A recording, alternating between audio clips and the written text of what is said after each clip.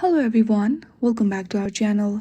In this video, I will guide you through how to find and add nearby friends on your Snapchat. To do so, first of all, launch your Snapchat application.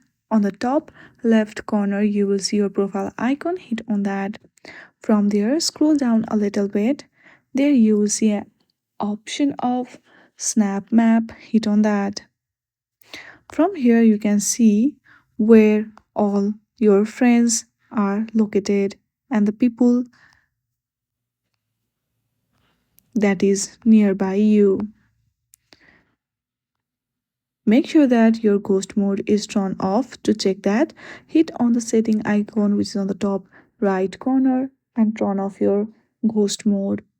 So in this way you can check and add nearby friends on Snapchat. I hope you like this video. If you like this video, then please do not forget to like and subscribe to our channel.